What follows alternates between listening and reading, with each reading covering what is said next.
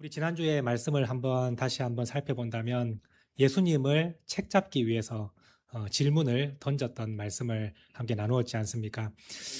그때에 예수님은 가이사의 것은 가이사에게, 하나님의 것은 하나님께 바치라, 하나님께 돌려드리라 라는 말씀으로 그들의 악한 질문을 피하심과 동시에 그들에게 영적인 교훈까지 주셨음을 우리가 함께 말씀을 나누었습니다. 그 지난주의 질문은 어떻게 보면 정치적인 질문으로 예수님을 올가매려고 했다면 오늘 이 본문의 말씀은 교리적인 질문으로 예수님을 올가매려고 했다는 것을 우리는 이제 알 수가 있을 것입니다. 오늘 말씀을 보시면 사두개인들이 예수님께 질문을 합니다. 그 사두개인들에 대해서 성경은 말씀하기를 부활을 믿지 않는, 부활이 없다고 생각하는 사두개인들에게 예수님께 질문을 받는 것입니다. 왜 사두개인들은 부활을 믿지 못했을까요? 그들은 모든 성경을 다 받아들이지 않았고 모세 오경만을 그들은 성경으로 받았고, 그리고 그 모세 오경을 통해서 교리로 그들은 인정을 했었습니다. 그래서 뭐 예언서나 역사서 같은 성경도 그들의 신앙에 대해서는 참고할 수 있어도 그 말씀을 가지고 교리로 삼지는 않는, 그러한 사람들이 이제 사두개인들이었다라고 할 수 있겠습니다. 모세 오경을 아무리 읽어봐도 그들은 부활에 대한 메시지를 전혀 받지를 못했습니다. 그래서 모세 오경 속에 부활에 대한 메시지가 없으니 부활은 없다라고 그들은 이제 생각을 하게 된 것입니다.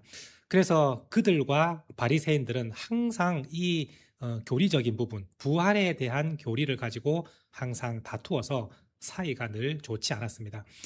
보통 이제 사두개인들이라고 한다면 성전 안에서 일하는 종교 지도자들, 제사장 그룹들, 그 사람들이 보통 이제 사두개인들인데, 그 종교 지도자들이 부활을 믿지 못하고 영적인 존재도 인정하지 않았다는 것은 어떻게 보면 참으로 아이러니하지만, 그들이 생각할 때는 성경 속에 부활이 없으니 믿지 못했다라고 생각할 수 있겠습니다.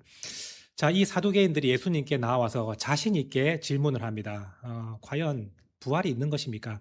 부활이 있다면 하나님 나라 그 천국에서 그들의 시스템이 어떻게 되겠습니까? 라고 하면서 그들이 던진 의문점이 바로 이런 것입니다.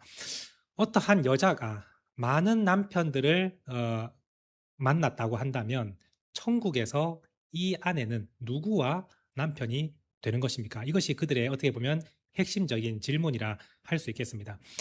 한 여자가 어떠한 남자를 만나서 결혼을 했는데 이 남자가 죽습니다. 그래서 다른 남자와 또 결혼을 했다고 생각을 해봅시다. 그리고 그 남편도 죽습니다. 그래서 또다시 재혼을 해서 남자를 만납니다. 자, 이 사람들이 다 죽고 나서 만약에 부활을 한다면 그 진짜 남편은 누굽니까? 그죠? 그 세 명의 남편과 동시에 살아갈 수 있는 겁니까? 이거는 말이 안 되는 겁니다라고 하는 것이 이제 부활이 없다는 그들의 주장의 논리라고 할 수 있겠습니다. 예를 들어 일부 다처제의 경우에는 하나님 나라에서도 사실은 그들은 이해할 수 있었을 겁니다. 왜냐하면 그 당시에도 일부 다처제는 얼마든지 있을 수 있는 일이었기 때문입니다. 근데 그들의 생각 속에서 일처다부제는 이건 도저히 불가능한 상황인 겁니다. 이거는 있을 수 없는 일인데 하나님 나라에서 일처다부제가 생긴다면 이거는 말도 안 되는 일 아닙니까? 그래서 부활은 절대로 존재하지 않고 모세 오경에서도 부활의 내용은 없기 때문에 이 부활은 없다고 생각하는데 예수님 생각은 어떠합니까? 이것이 이제 그들의 질문이었던 겁니다. 우리가 생각해 볼 때는 참 터무니없는 질문처럼 느껴질 수 있겠지만 그들에게는 어떻게 보면 진지한 질문이 될 수도 있을 것입니다. 이걸 오늘 우리식으로 한번 바꿔서 생각을 해본다면 뭐 이런 질문의 어떤 뉘앙스라고 생각해 볼 수가 있을 것입니다. 지금 이 땅 가운데 살아가는데 내가 너무나도 싫어하는, 진짜 이름만 들어도 손발이 벌벌 떨릴 만큼 너무나도 싫은 그 사람이 천국에 있다면 과연 그곳이 천국입니까? 라는 질문을 한번 여러분 생각해 보십시오. 이 땅에서도 진짜 꼴 보기 싫은데 천국에 가서 영원히 그 사람하고 또 같이 살아야 된다라고 한다면 그곳이 천국이 맞습니까? 라는 질문에 사실 우리는 이게 어떻게 보면 우스갯소리로 얘기할 수 있는 거지만 사실 좀 진지하게 생각해 보면 어떻게 보면 우리에게도 궁금한 그러한 내용이지 않겠습니까? 그죠? 그들도 그런 마음으로 접근을 한 것입니다. 일처다부제가 이게 있을 수 없는 일인데 천국에서 부활을 하면 그게 어떻게 가능하겠습니까? 라는 질문에 예수님이 뭐라고 답변을 하십니까? 29절 말씀입니다. 우리 함께 읽도록 하겠습니다. 예수께서 대답하여 이르시되 너희가 성경도 하나님의 능력도 알지 못하는 거로 오해하였도다. 예수님은 두 가지의 그들의 잘못을 책망하십니다. 첫 번째는 너희가 성경을 알지 못한다. 예. 사실 이 사두개인들은 모세오경을 달달달 외우는 사람들입니다. 뭐 어디에 무슨 내용이 있고 어떠한 문구로 적혀 있는지를 그냥 자연적으로 말할 수 있을 정도로 암기하는 그러한 사람들인데 예수님은 말씀하시기를 너희가 성경을 알지 못하고 그래서 너희의 말은 틀린 게 있다라고 지적을 하십니다. 자, 여기서 성경을 너희가 알지 못했다는 것은 성경의 내용을 몰랐다는 것이 아닙니다. 그 성경 속에 담겨 있는 참된 의미를 너희는 모르고 있다라는 것입니다. 사실 성경은 그냥 문자 그대로 읽는 것이 아닙니다. 그 단어 속에, 그 문장 속에 참된 의미가 사실 담겨 있는 것 아니겠습니까? 예를 들어 본다면 아담과 하와가 범죄해서 에덴 동산에서 쫓겨갈 때 하나님께서 그 아담과 하와에게 가죽옷을 지어 입히셨다라고 성경이 되어 있습니다. 이것을 사두개인들은 사실 그냥 문자적으로 보는 겁니다. 아, 하나님께서 이들에게 가죽옷을 지어 주셨구나. 은혜를 주셨구나. 좋은 거 입혀 주셨구나. 사실 이 정도로 그들은 생각했다면 사실 참된 의미는 그게 아니지 않습니까? 그들이 범죄함으로 가죽옷을 하나님께서 지어 입히셨다는 것은 어떤 동물이 희생되었다, 죽었다는 의미가 그 속에 깊이 담겨 있는 것 아니겠습니까? 나의 죄로 인해서 어떠한 그 동물이 희생이 되어서 가죽옷이 그 아담과 하와에게 지어 입혔다는 것은 죄에 대한 대가가 반드시 있다. 누군가가 그것을 대신 짊어진다라는 참된 의미가 그 가죽옷 가운데 있는데 그들은 그러한 내용을 전혀 알지 못하는 그 상태가 너희는 성경을 알지 못하는 상태다. 이렇게 예수님은 말씀하신 것입니다.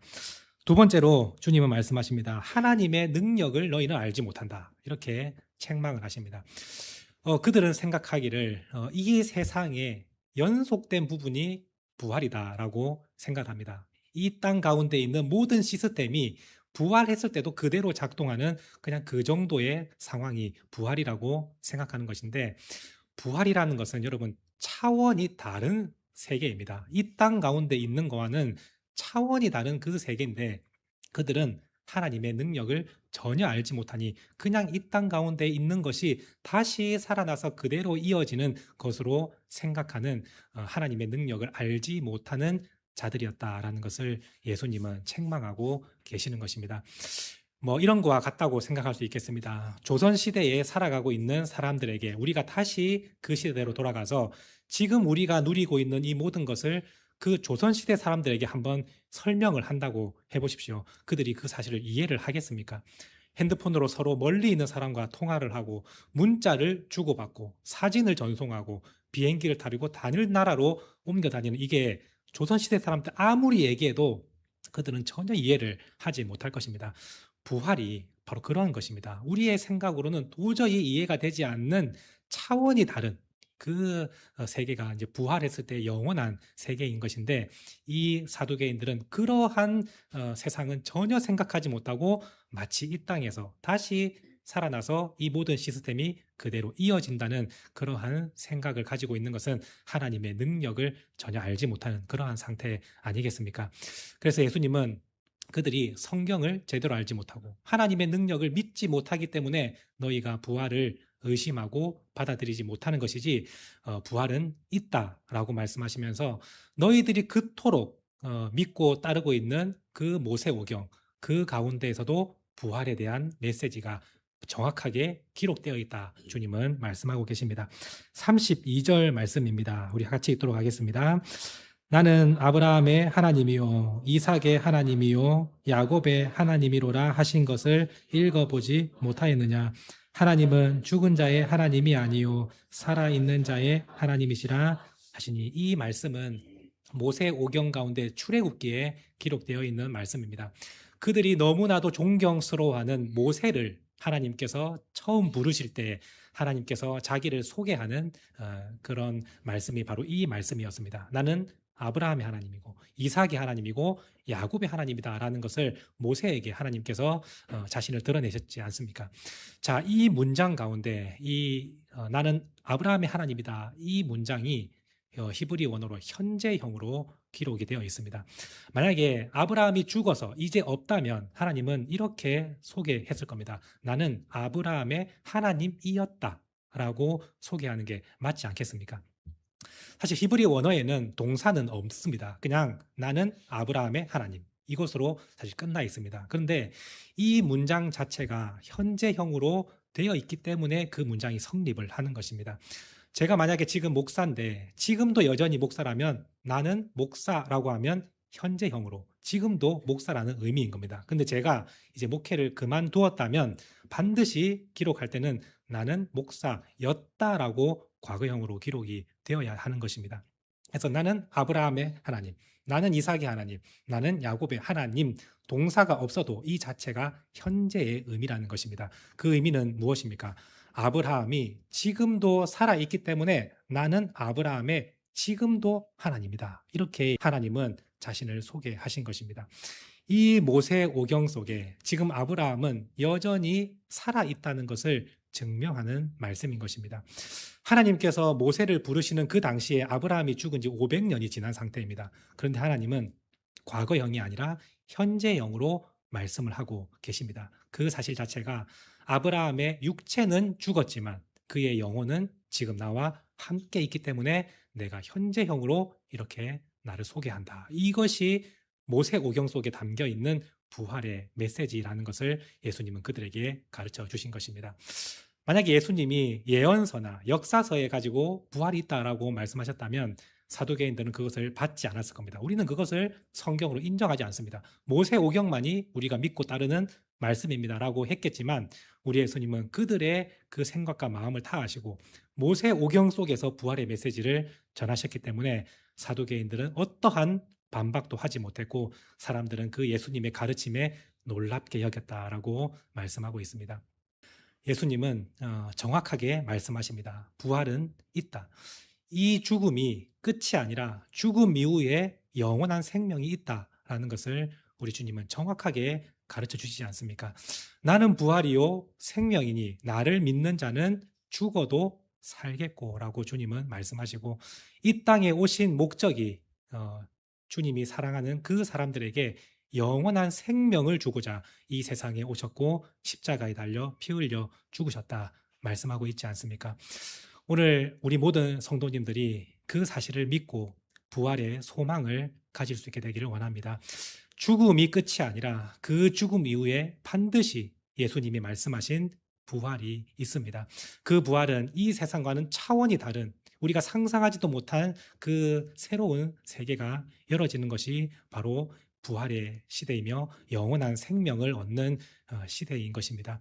바라기는 우리 모든 성도님들이 지금 이 땅 가운데 우리가 어려움을 겪고 힘든 일이 있다 할지라도 이 땅의 것을 바라보며 절망하는 것이 아니라 하나님이 준비해 두신 그 영원한 나라, 하나님의 나라를 여러분들이 바라보면서 소망을 가질 수 있게 되기를 원합니다. 믿음의 선진들이 이 땅의 것을 다 포기하고 부귀영화를 뒤로하고 하나님의 말씀을 쫓아 살아갔던 그 이유는 그들에게 부활의 신앙이 있었기 때문입니다. 그 믿음의 선진들이 순교의 자리에서도 자기의 믿음을 버리지 않고 끝까지 순교의 길을 걸어갔던 것은 그들에게 부활의 신앙이 있었기 때문입니다.